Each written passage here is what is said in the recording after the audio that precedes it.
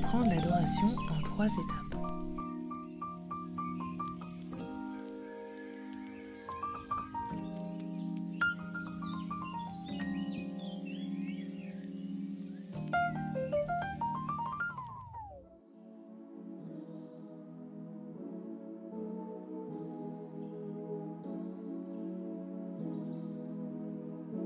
C'est ici qu'interviennent différents questionnements, comme l'adoration est-elle réservée aux chanteurs? Pourquoi Dieu s'intéresse à l'adoration? Qu'est-ce que ça implique au quotidien? Faut-il avoir une belle voix pour adorer?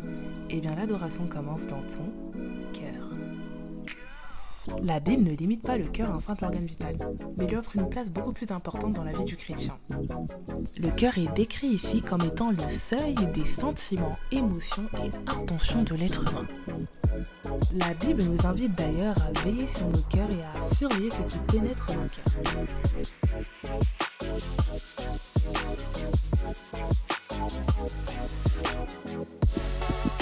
Pour résumer, nos paroles et actions sont dictées par nos cœurs. Mais quel est le lien avec l'adoration? Eh bien, le lien, c'est l'amour. Parce que l'amour naît dans le cœur et se développe dans celui-ci.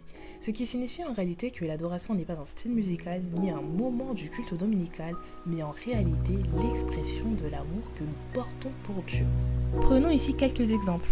Le service au sein de l'église locale. Lorsque nous prenons notre temps et nos dons au service de Dieu, c'est une forme d'adoration. Lorsque nous écrivons des cantiques, c'est une forme d'adoration. Nous utilisons la musique pour démontrer notre amour pour Dieu.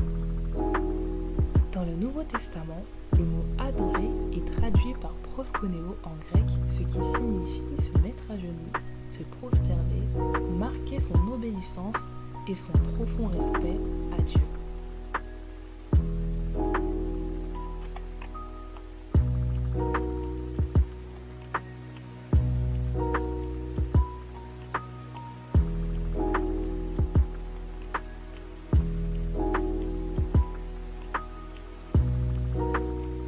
Que l'adoration ne se pratique pas, elle se vit. Nous devons mener une vie rythmée par l'adoration.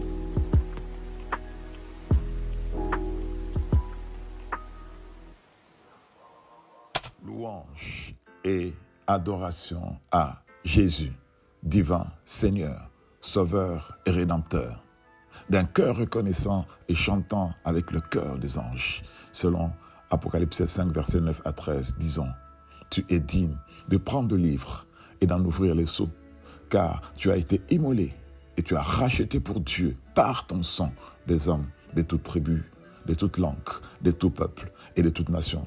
Tu as fait d'eux un royaume et des sacrificateurs pour notre Dieu, et ils régneront sur la terre. Je regardais et j'ai entendu la voix de beaucoup d'anges autour du trône, des êtres vivants et des vieillards, et leur nombre était des myriades et des milliers.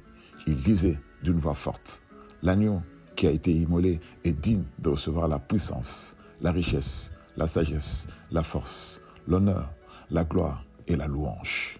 Et toutes les créatures qui sont dans le ciel, sur la terre, sous la terre, sur la mer, et tout ce qui s'y trouve, j'ai entendu qui disait: à celui qui est assis sur le trône et à l'agneau soit la louange, l'honneur, la gloire et la force au siècle des siècles. Oui, Jésus est Dieu, véritablement digne d'adoration. Et sa divinité est incontestable en dépit de son séjour éphémère de 33 ans parmi les hommes qu'il est venu sauver, et de son séjour éclair de 3 jours parmi les morts avant sa glorieuse résurrection, parce que la mort n'a aucun pouvoir sur celui qui est éternel. Oui, Jésus est éternellement vivant. Il est l'expression de la grâce qui se conjugue toujours au présent dans ta vie.